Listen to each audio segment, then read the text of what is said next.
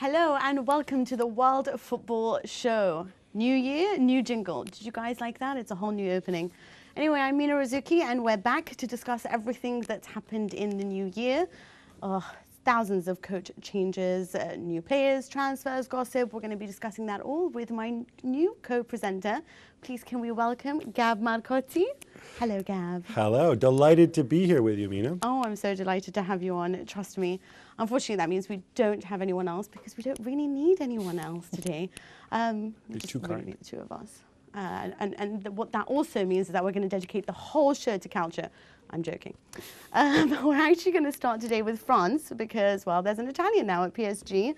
What do you think about the whole thing? Is that the only reason we're starting with France? Yes, of course, that's the only reason. Just checking that we had our priorities straight. Why else would we discuss France?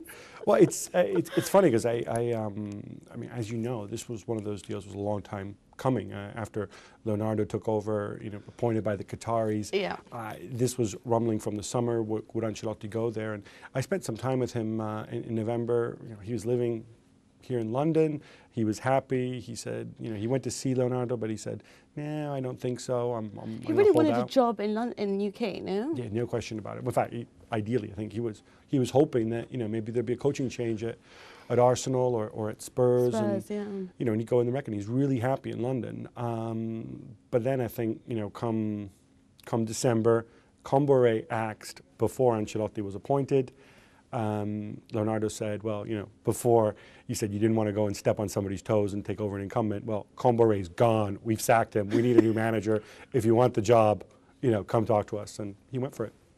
But it was so, the way that he did that after he had said at the time that there's nothing's happening, Comboiré is staying.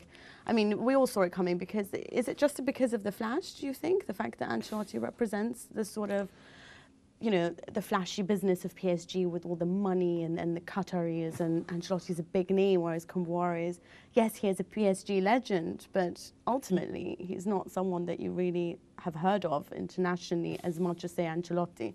He's also an Aberdeen legend as well, Comboiré. Don't forget. To shout out to our Scottish viewers. Andy's actually laughing. Hello, Andy. Hey, Andy. You're right. I'm glad you didn't forget that Comboiré is an Aberdeen legend. All the best ones are, like Willie Miller. Oh, God. I'm sorry, I don't know that. I don't know about that. But, Andy, what do you think about the whole thing? Well, I think Leonardo is, someone who's always suited to the job of a technical director, a director of football, because he's a polyglot, because he's extremely charming. But I think he's lost a little bit of face in this because, he has always worked so well, or looked like he would work so well in this sort of role because he gets on well with everyone. But I think he's lost a bit of respect, the way he's handled this. And Comboiré, who on the other hand is a very combustible character, who's always arguing with officials, shouting and swearing at his players and all the rest of it, he's really held his end up. And, I think when they were really suffering in their cup game at the weekend, culminate, it looked as if that they could go to penalties. They were seconds from going away to penalties against his 5th division side, and that would have been. You could just imagine Comboiré sitting on the sofa at home and laughing, really. Well, Andy, I mean, as I understand it, though, a big part of the reason why Comboiré is gone. A lot of people talk about them being first place, but it's not just that they haven't played well; is that they've showed no signs of progressing. It's almost as if with those players, you can't help but be top of the table. But he hadn't addressed a lot of the issues, and not just up front. I mean, at the fullbacks as well. All season long, they've had issues. Yeah, and I think you're right, Gavin. I think there's a big problem in the fact that Comboiré's always been a 4-4-2 man. And he did create, we've talked about this before, he did create a really, really strong unit last season. They probably should have beaten Lyon to 3rd place in the Champions League qualifying place and just missed out. And he had this great group ethic. But he's always been a 4-4-2 man. And immediately, when you get Pastore, you can't play like that. So he was forced to, it sounds terrible, forced to play with this dream front four of Menez, Gamero, Pastore and Nene. But it was something that he was really unused to. And having created this really strong unit, all of a sudden he's got 7 or 8 stars that he really can't leave out. And, there's this sort of disconnect between what he created and the sort of image that PSG we're trying to show. And I think Pastore really is that problem in microcosm, in that he's not really played that well all season. But because he's a player of such high class, who can make the difference in a couple of minutes, people glossed over that at the beginning because he broke Lyon open in their big game just by playing well for 5 minutes.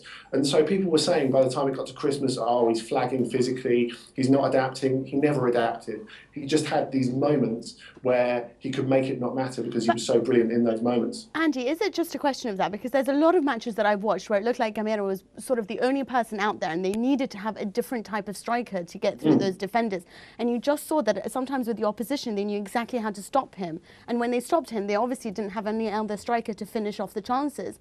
And it seemed like they were very reliant on individual touches as opposed to the cohesive unit. But can you really blame Kombouaré, considering this is a very new team, very newly put together? That's absolutely right, and as I said, it's completely juxtaposed to what he created before. So it was difficult for him and difficult for the players as well. They do have that alternative to Gameiro, of course. They've got Guillaume Warreau, who's really more of a target man. He's been injured for a lot of the season. And I think the bottom line is, I think going back to what you were saying before, Mina, about really Kombouaré just really not being enough of a sexy name, really. That's the same problem with Warreau. They've been sort of scared to bring him in, scared to switch to 4-4-2 because Warreau is not this big name. And it's different with America because he's on the fringes of the French international squad. But it's clear that the system's not working. The support for Gameiro has usually been Pastore, but Pastore needs to be further back to influence the game, and a lot of the time he's found himself almost as a second striker in a 4-4-2, and that's why he looks so isolated and unhappy. Andy, I wanted to ask you, because as I see it, a lot of people are speculating that they're going to go out and they're going to buy everybody and their mother, from Pato to Kaká and whatever else. Our producers being linked. Exactly. But frankly, when you look at Ancelotti's body of work, when he came to Chelsea, they were also supposed to buy everybody. In the end, he ended up with Ramirez, Turnbull, and not much else. And he won straight away. And my conversations with him, I think what's going to happen is they may make one signing, but by and large, I think he wants to take these players, really get to know them, because there are some good players, people like Eredivisie, like as you mentioned, Warreau, who people just assume because they're part of the old regime are going to be shipped out, and he wants to see what he has, and I think he still feels that he'll finish top. Are you on board with that?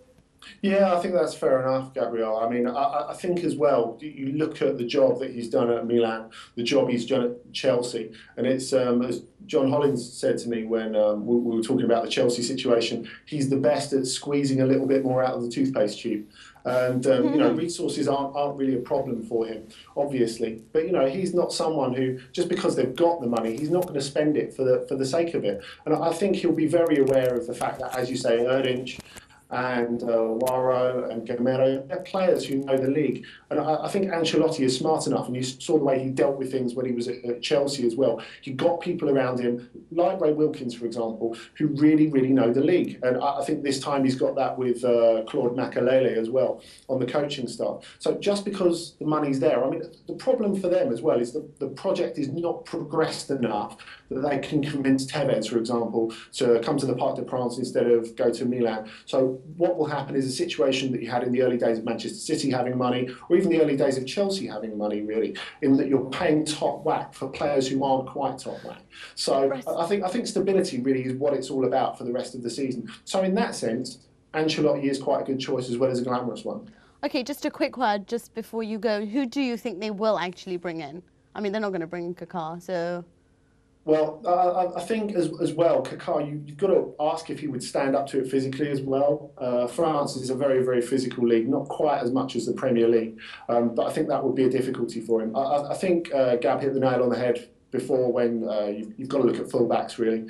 Leonardo and the board have never been happy with Siaka Tiene. Of course, he's away at the African Cup of Nations at the moment as well. They've looked at Kolarov, who obviously he's not the greatest defender either. Molinaro is another name who's been mentioned. And I think they could do some cover at right back because Ciara's not the best as well. And they played with Milan Bisevac as centre back. at right back for Ancelotti's competitive debut at the weekend. Okay, thank you so much for coming on, rather, Andy. Happy New Year to you. Right. Cheers, Andy. And see you soon. See you soon, for sure. Right, moving on to Germany. It's a shame that Ralph's not here because then we could bully him a bit about it. But were you surprised about Marco Reus moving to Borussia Dortmund, or did you think that he was going to end up with Bayern Munich? You know, I was fascinated by the implications here because this is a huge amount of money for Borussia Dortmund to spend. What a lot of people forget, Mina, as you know, is that this team are still paying off their insane spending spree from 2002, 2004, when they nearly became insolvent. That's why all these guys are there. They don't make any money, and despite having 80,000 fans every single week and playing in the Bundesliga, why they don't pay huge wages. And I don't want to say they're a selling club, but they obviously will be. Yeah. The Reus thing, of course, so many implications. Does it foreshadow perhaps Götze leaving, or Kagawa, or Grosskreutz, or any one of those? But Götze's agent said that he's probably going to stay for another year. Well, you know what? Agents say stuff like that all the time. He will probably stay another year. Anything's possible. I just think if you make that investment, it can mean one of two things. Either you are planning on ditching one of your stars, or perhaps maybe they've turned the corner financially a little bit. Maybe they've got some big sponsor, and maybe they are going to make a push, try to keep these guys together. I certainly hope they do, because. But I do think what they've done is just really amazing. Is after they won the league title, is that they did concentrate on extending the contracts of those that they sort of performed really well, rather than just going out and spending lots of money. And they brought in the Japanese player for 350,000 euros, kept him on board. He's been magnificent, and it's all. They have a great youth system. So and obviously, he said something controversial in the sense that he thinks that he's with the better team, and of course, Bayern's not very happy with that. But would you agree that they have a better future? I mean, right now, you look at this team, you look at the number of players who are 22 or younger. I mean, with the exception of Kehl in midfield, all these guys will still be playing football, 7, 8, 9 years from now. They've also done a great job, perhaps, in maybe pushing Barrios aside a little bit and going with Lewandowski up front, who's much more movement-oriented, and I think in some ways suits the system better. Sal, hi Sal, this is from Germany. How are you? I'm doing fine. Happy New Year. Happy New Year to you too. So what do you think? Do you think Dortmund has a good chance of sort of taking it from Bayern and being an actual competitor? And Bayern Munich seem to think so as well. What about the plans for improving their youth system? What do you think of the whole project? Well, to answer your first question, we've been discussing it throughout the first half of the season and looking at who are the pretenders and who are the contenders. And right now we have three teams as the contenders. Of course, you have Bayern, and you mentioned Dortmund, and maybe even Schalke. So if there are teams to take it away from Bayern, I would say Dortmund and Schalke. Dortmund, basically because as you mentioned earlier, they are a young team, but they have the experience of winning the title last year. Sal, how do you see this playing out? I mean, we touched upon it, and here in England especially, there's great interest in whether Reus's arrival foreshadows the departure of Götze. Mina mentioned, his agent said he's going to stick around another year. Can they support Reus and Götze in this team? Well, if there is one coach or one trainer that can do that, it's Jurgen Klopp, and that was one of my positives as to why it was a better fit for Reus to go to Dortmund as opposed to Bayern. And if there's one coach who can handle those egos and make sure that everyone plays together, it's Jurgen Klopp. And if anything, it would be a more dramatic situation if we went to Bayern. But what you do see at Bayern, you see Arjen Robben and Frank Ribery playing well together. Two stars, two major egos, playing well together. So Götze will have a chance for a year to play together. So there's two coaches who can do that. It's Jogi Löw. Of course, he's got an all-star team at the national side, and Jurgen Klopp on the club side. Yeah, I'm not quite a Jogi Löw guy, but maybe that's a discussion for another time. But of course, but the thing though, we know we're used to seeing Bayern stockpile talent, but I'm wondering if I'm Marco Reus and I look at Bayern, and as you mentioned, I know Robben is made of glass and gets hurt all the time, but Ribery's around, Robben's going to be fit. You've got Kroos there, and you've got Thomas Müller. You can't play with more than three attacking midfielders. Did that come into it as well, you think, for Reus? Sorry, just on that also, or do Sure. you think it's the fact that he's also, that's a very good point, and the fact that he won't find space, but also they're a slow team, they don't cover space, and whereas Borussia Dortmund tend to play counter-attacking fast football, the kind that really suits Marco. So, yeah, exactly. You see that. That's a very good point, Mina. With Thomas Muller, we saw how he played in the German national squad. He's been slowed down. Yeah, he's attacking, but he's the only one that's attacking. Very good point. You see Ribery and Robben on the sides, but not the same kind of play that Dortmund have. But let's look at the Bayern history. You're right about stockpiling, Gabe. We talk about Podolski and Klose. Look at their history. They came in and they were on the bench the whole time. And the reports now from the German press is that that Reus asked for a guaranteed spot in the starting 11. He did not want to sit on the bench. And with Bayern, it's one of those things where you get all the star players. Podolski comes over after the great World Cup. Klose comes on. Wow, they got a powerful team. But they're on the bench the whole time. And another thing that may have caught his attention was last summer's transfer of Manuel Neuer. We're talking about one of the best goalkeepers, not only in Germany, but the whole world. And you saw the Bayern fans, the way they treated him with such guile and such hate that he probably said, okay, I don't need that. And that's what he said, that Dortmund is a better fit for him, maybe because it's out of the spotlight of Munich, out of the drama of Munich. And if he goes there, and then there's like, and actually one of the headlines said, if Reus comes, Robben has to go. Now, can you imagine Reus comes in, then all of a sudden everyone's sticking a microphone in Robben's face. Are you going to play? Are you going to lose your spot? Are you going to go to back to Chelsea? So those are the things that would happen. yes, well, thank you so much for that, Sal. Well, I actually think that he's done a much better move, personally speaking. Where would you go, Bayern or Borussia? I mean, if Putting you on the spot. well, you know, from a city perspective, I'll take Munich over Dortmund any day of the week. But I think from a footballing perspective, I think Reus has also been given assurances that somebody's going to go, whether it's Grosskreutz, whether it's Götze, and I think it makes sense. You know, to be fair though, you could just go to Munich and just wait for Robben to get hurt again, since you know it's almost a mathematical possibility. Sure. Okay, that's all we have time for on Germany, but we'll be back after the break to discuss Ronaldo sulking, which I know isn't something new, but apparently this could be something big. So we'll see you in a few.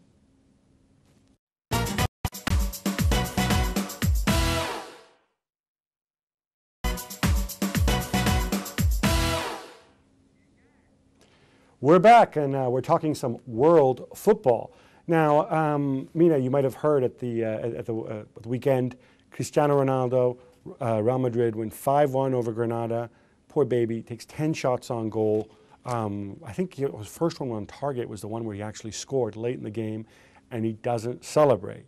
Now, I personally think it's kind of cool when strikers do it and they don't celebrate, like Mario Balotelli, who said, of course, he's not going to celebrate until he scores a winning goal in the World Cup final, which should be coming around, right around, I think, maybe 2014, right around there. But I think he could do it. because Ronaldo occasionally celebrates, this was an issue, and the Madrid press had a bit of a go at him.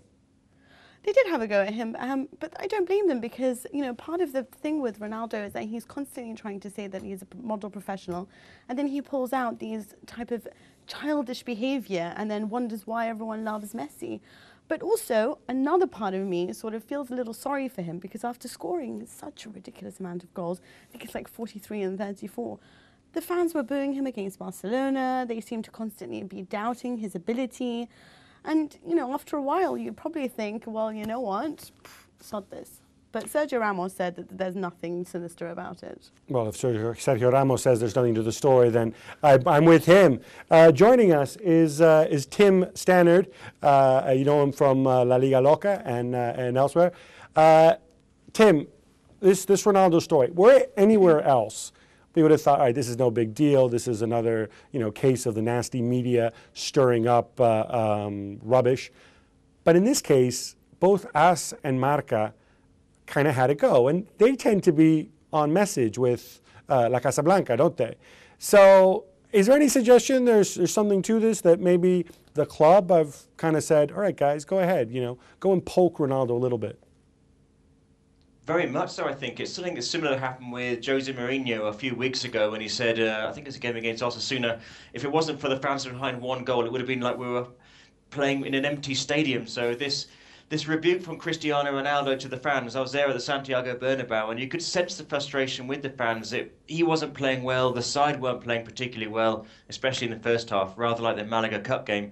He was back to the old sort of curses of Ronaldo, shooting into the crowd, getting very frustrated, pouting, lying on the ground, not really getting up quickly, not getting back on side. And when he scored that goal, it wasn't, as you said earlier, a cool Balotelli, hey, 5-1, I'm not going to rub it in, which might have been another interpretation. It really was, I hate you, basically, which unfortunately what it was. And if you compare it with the celebration in the games before the end of the season against Sevilla, this was really celebrating with his teammates. They did a little dance, comes to the Santiago Bernabeu, back in front of the home fans, and he's just not happy with them. And because of the reaction, the criticism he got from the fans for not pulling out the performance against Barcelona.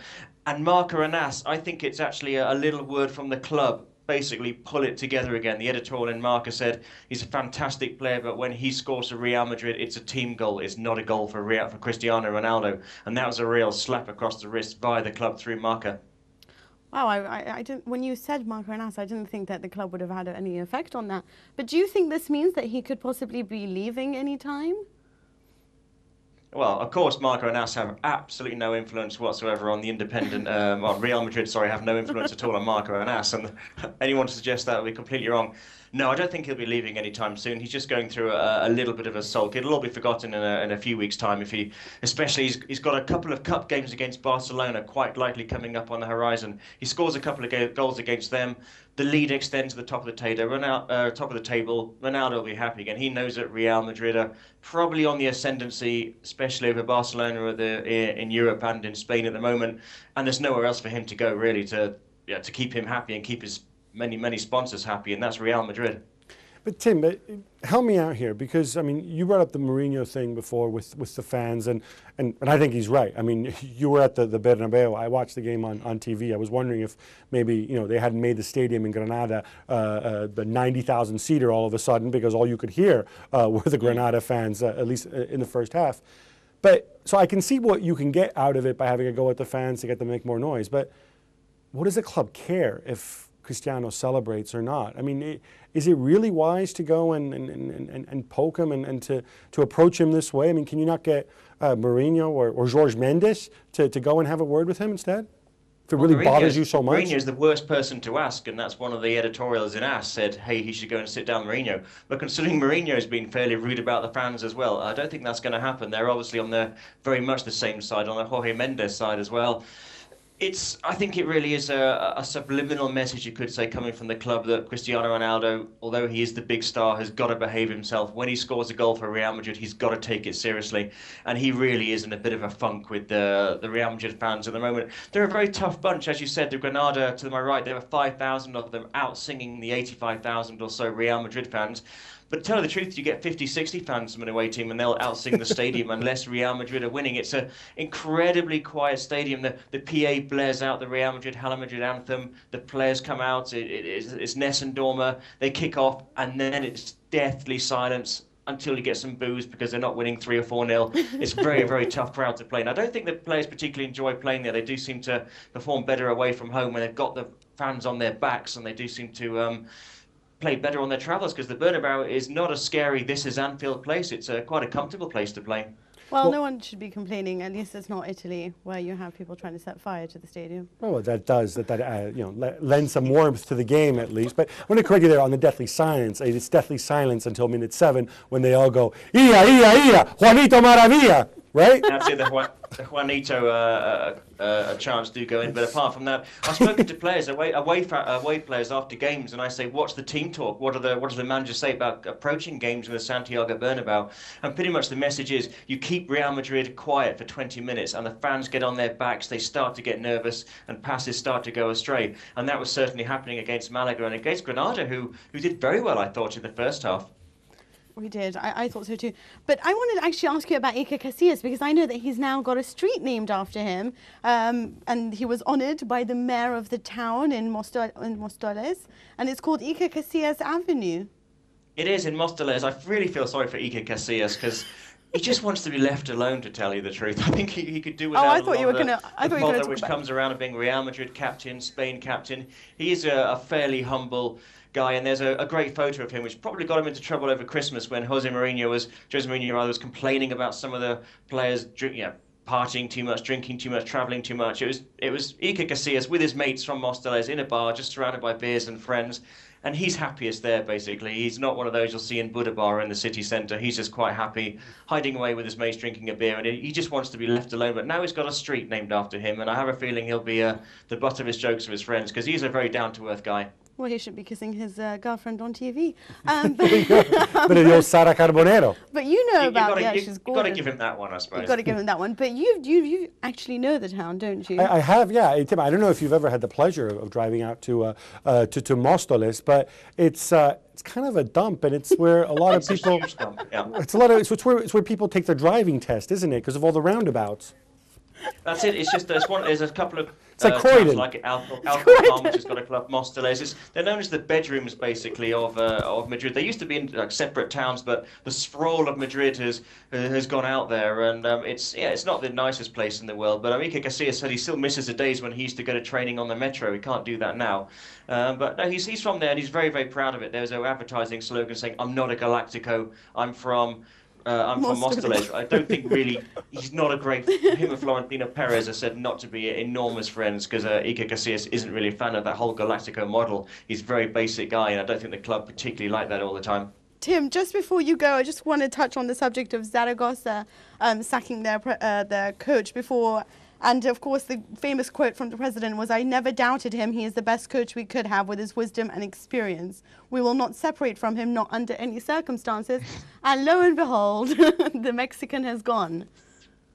It sounds terrible, but may Zaragoza go down and may never return there until the ownership changes. There's a guy in charge who's the owner and the president called Agapito Iglesias. He's run the club into the ground by spending nonsense money. He's now got a curious transfer system linked in with Jorge Mendes, apparently.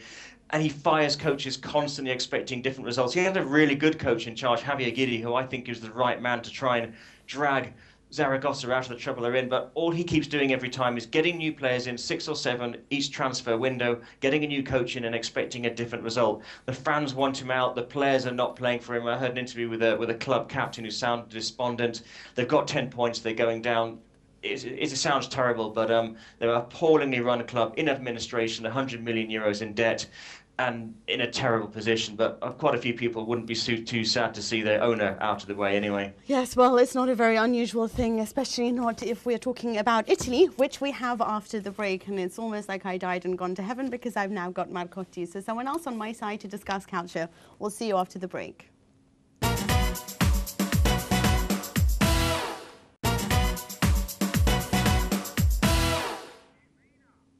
Hello and welcome back to the World Football Show. You know what, while we're on the topic, why don't you actually contact us and let us know your comments or your opinions on everything that we've spoken about, or you can tweet us at @STWorldFootball. We'd love to hear your views. But we're now going to be talking about Italy. And of course, Marco Borrielo moving to Juventus. Did you see the banners yesterday? I did. In fact, for those who don't know, a lot of Juve fans not happy with Mr. Borriello, not because he's a bad player, he's okay, not because he's ugly, because in fact he's extremely handsome, at least in my opinion. But of course, he turned down Juve once before to go to Roma. He didn't turn them down. And I think the banner had something like, "You're a mercenary with no dignity." Yeah. I take it you're not one of those Juve fans? You're ready to embrace Mr. Borriello with open arms? Well, I guess, metaphorically, of course. Well, literally, I don't mind. Anyway. Now, listen, while it's obviously no secret that I like Juventus, what annoys me about it is that he wasn't needed, perhaps, to play, because we already have a huge number of players at the moment, especially up top, and we haven't gotten rid of any of them. But the thing about Borriello is that he didn't reject, which is unfair to say, although you seem to disagree with me. What the simple matter of the fact was, Juventus wanted him on loan, Milan wanted to sell him outright, Roma was willing to buy, and it was just obviously a case of this makes better financial sense. So let's go to Roma. Better financial sense to Borriello. No, I would say for the club. I don't know. I wouldn't say that, but he seemed to, when he did his actual press conference when he did arrive. I mean, You know, Borrielo is so good looking, you almost take his word for it all the time. And as a female fan, I'm just happy to have Madrid and Borrielo playing together. But as a Juventus fan, I would have rather have gone for another type of player who could offer perhaps what Vucinic offers. Because without Vucinic, when he was injured, for example, there was no one offering the same type of creativity up top. Well, and speaking of injury, of course, Quagliarella, of course, got injured in that game too. So now you're another guy. You're another guy down. Exactly, and both of whom are the ones that, you know, like as in Quagliarella, another person that offers creativity. So now we're very much reliant on Vucinic being on top. Hello, Tancredi. How are you? Buonasera from Milano. All fine. Hope you are well as well. We're very well too. Happy New Year. So what do you Buon anno. what do you think about this whole Borrielo thing? Do you think it's a case of the fans think that they got rejected by him a year ago and as such are unwilling to embrace him? Well, it is probably the most difficult signing that Juventus could make, because actually it's a bit, it's nice, but it's useless that Marotta would say nowadays, oh, but we didn't sign Borrielo because at that time we didn't have the budget. Everyone knows that Borrielo picked Roma at that time because he thought he had more chances to play, and because Roma in that moment seemed quite a competitor of Inter at that time. Thank you, Tancredi. Yeah? No, actually, thank you for saying that, because that's what I was telling Mina before, and she was insisting with this Marotta line. But I want to ask you though, well, where's he gonna fit in? Because I kind of feel like if everybody's fit for Conte, you know, his preferred option is Matri and Vucinic, and Borriello's for the bench, since presumably all those highly paid big guys who are always injured or rubbish, like Amauri, Toni, Iaquinta, will all be on their way soon. So has Borriello accepted another situation on the bench? Yeah. Well, I think there are two options for Borriello. The first one is the easier one, and it is to be the replacement of Matri. But you know, Matri is not that Milito of 2 years ago, is not Ibrahimovic. He's a kind of guy that is having 2/3 of a good season, and then of course is a physiological relax in 1/3 of the season. One team that wants to win the league can't allow to have the starting 11, number 9, to relax for 1/3 of the season. But I must say, on the other side, this year I watched a lot Roma, because I was quite intrigued by Luis Enrique tactics. And eventually, the few times that Borriello was picked, he was almost all the time he was the best on the pitch. And actually, he was not playing as a pure number 9. And actually, Borriello always has been a generous forward. Pato was playing incredibly in Milan when he had Borriello on his side, that was doing the dirty job in his place. But Tancredi, So, yeah. apparently in the dressing room, he's sort of the kind of arrogant character that's hard to manage. Or at least that's the sort of rumour that goes around. And when you have a team like Conte's team, which is very reliant on hard work and a good ethic, is he really the right player to bring on at this time? Well, let me count the golden ball that Borriello won. Okay, no one. So I don't think, honestly, that coming from the bench of Roma to Juventus, Borriello will come with the same expression that is rumored that Ibrahimovic said when he appeared in the Ajax changing room. That was, "I'm Zlatan, who the are you?" So I think, honestly, that he will be very humble and very devoted to the cause. It's the last chance of Borriello. Last chance. So now he's competing with Matri both at Juve and for the national Went to team. Milan, he went to Roma. The last chance of his career. He never was the protagonist except in Genoa. So honestly, I don't think that, admitting that he was arrogant, and I don't know that, but I don't think that if he's in that way, he will pull that aspect at this time. Tancredi, obviously one of the sagas that I think is going to define this January is the future of Carlitos Tevez. And as I see it, we have this fascinating situation where Milan have a deal with Kia Joorabchian, who, of course, is not Carlos Tevez's agent, because he starts suing you if you ever say that. He's his advisor. But we had this bizarre situation last week where Adriano Galliani, Milan's chief executive, he hops on a plane, he flies to Rio because he has a house in Ipanema, lucky man. Kia Joorabchian has a house in Sao Paulo, flies from Sao Paulo to Rio. And Carlitos Tevez has a house in Buenos Aires, flies from Buenos Aires to Rio as well. All three of them get together. They have a conference call with poor John Macbeth at Manchester City.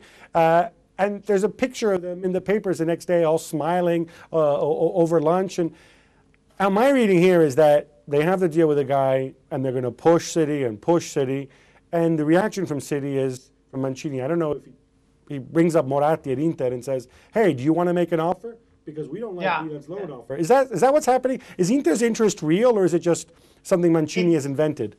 Well, partly. First of all, there is one detail missing in that perfect painting that you made, is that while they were sitting at dinner, this is true, while they were sitting at dinner, Galliani, Tevez, and Joorabchian received a call from Branca. So it's like if you are going out to disco with your secret love and you receive one call from your fiancé, you say, oh yes, dear, here's everything nice, everything is okay. So that was, first of all, completely surreal.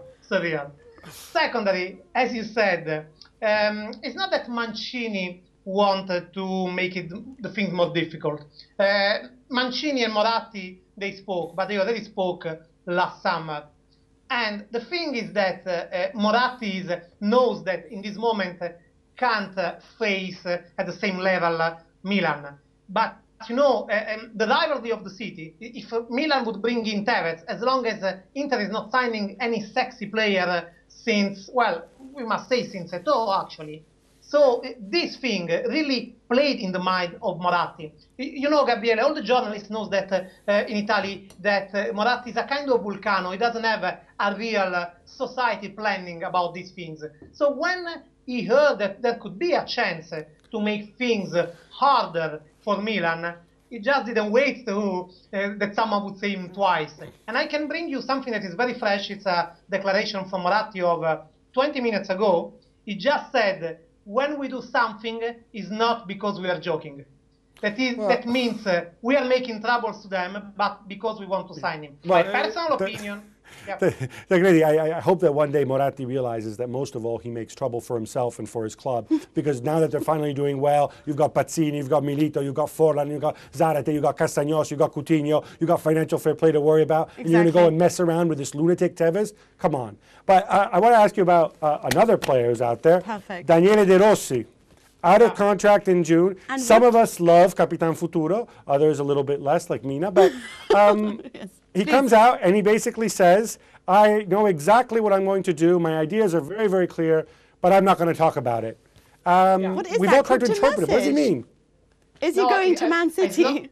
Mina, that is not controversial. That's because you never lived in Rome and you are not a Rome supporter. But De Rossi also in the same declaration said, whatever comma I would put in my declaration, before or after, that would provoke a earthquake. And it is like that in Rome. I must add one thing. This is something that is strange, because I was expecting someone pulling out this thing in the stories that are written about De Rossi in these days. And I think it's the most important thing. There is this interview. De Rossi, I had to explain to who doesn't know that De Rossi is one of the guys that speaks more clear in Italy. You can be for Rome or not for Rome. It's unbelievable. Sometimes it's even masochistic in the way he speaks so clear. And a few years ago, in an interview, when was asked about the future, blah, blah, blah, he said, the things that count more in my life, it's my daughter, Gaia. The second thing is still Gaia. The third is still Gaia. At the 10th place, there is football. So if this is the kind of guy, this means that the decision of his life will be taken also looking at what is his family situation. Okay. Today, Francesco Totti was at the captain and manager meeting. When asked about De Rossi, he said, I know he will stay, but then it's his decision. Tancredi, thank you so much. That's all we have time for on Italy, unfortunately. But we'll be back to discuss our dream team and a little about McClaren taking over in Holland. See you soon.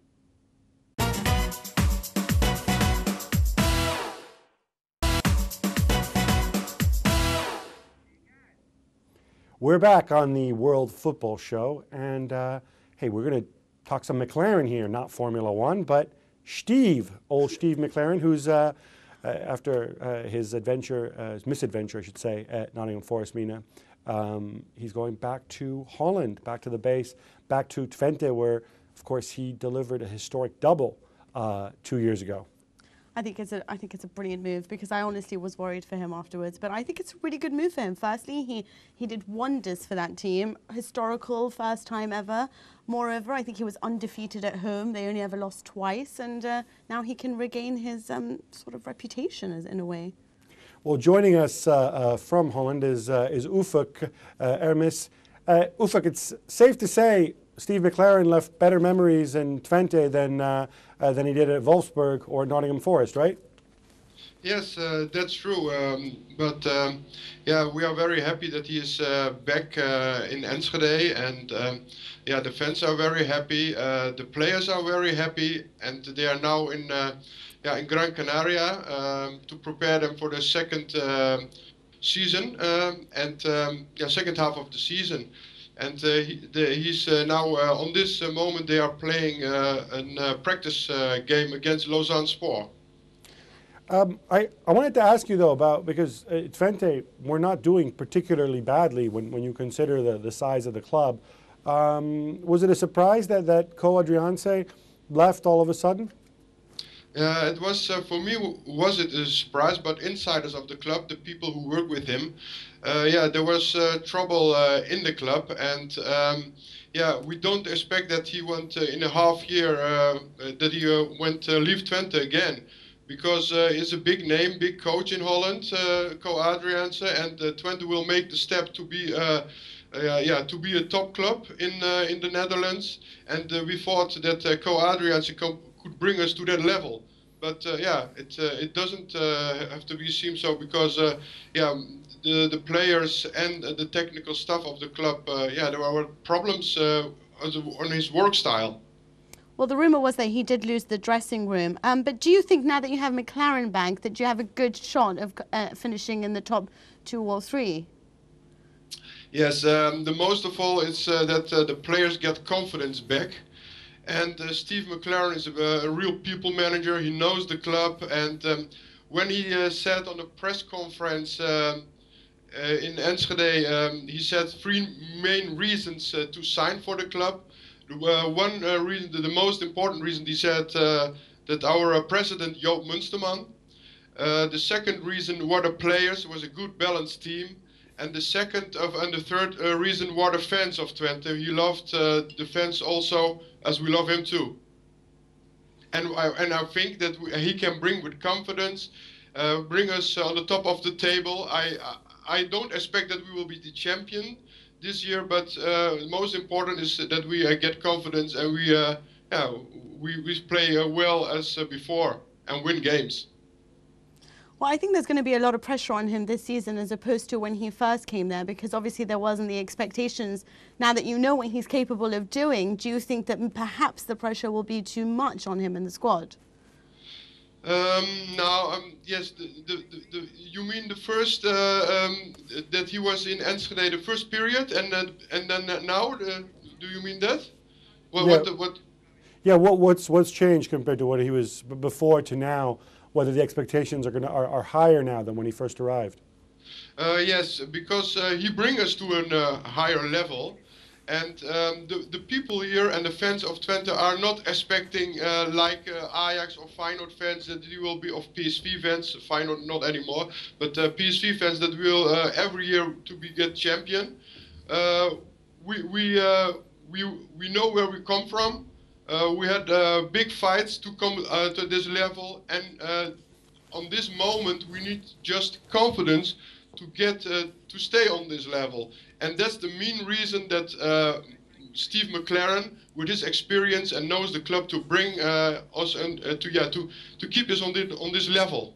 Yes, I agree. And I think the whole of England's behind McClaren. But thank you so much for your input, Ufuk. We really wish you the best. Thank you. We certainly wish him the best. Dankjewel. And how cool would it be to have Stevie Mac in the Champions League next year? Yes, exactly. I think so. I think it would be very cool. But now we're going to go on to my favourite part of the show, and we're going to go into the best dream team. We've had all our, listeners and everyone who watches our show choose their top teams. And we've done all the defensive choices. And of course, Paolo Maldini, who was my choice for left back, won. Were you surprised by that? It's not kind of Paolo Maldini is the all-time greatest left back. I mean, great, but then you kind also, of a shoe-in, no? It's a bit of a shoe-in, but you'll be surprised because last time they were arguing over Lizarazu. But if you see actually the scores, Roberto Carlos came in second with 25%. But now we're going to actually discuss the best defensive midfielder, and it's going to be your choice versus mine. And of course, I'm going to win. Are you? Yeah. Wow. Do you want to have a bet? Because I'm telling you, I bet I win. Well, we'll see. All right. Well, then maybe to get around that, I'll come up with somebody I think our audience might like and appreciate. Oh, you're just sucking up now. Who are you going to go for? My choice is a guy who scares the bejesus out of the opposition, who can run all day, who also has quality, which he showed earlier in his career. A guy who has a dog named Trigger, I think is his name, and that is this man, Mr. Roy Keane. Beat that, Mina.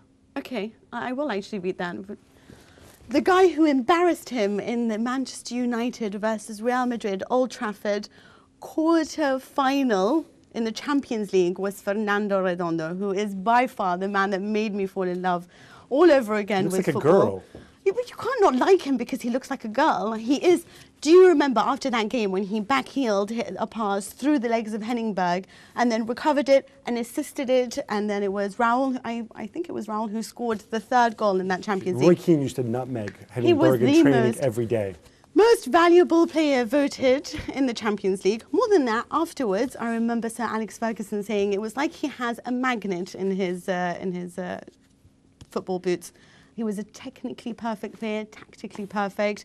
There is only one great defensive midfielder, and I would have to say it's Fernando Redondo. Forgive me, but I like by holding midfielders who can run around and tackle and growl and run all day. You just like him because he has a dog called Tigger or Trigger or Trigger, whatever. I think you'll find. The fittest dog in the world from all the walking around that Roy Keane made him do. But yeah, why do you need magnets in your boots to play as a holding midfielder? Your job is to win the ball and give it to the skill players.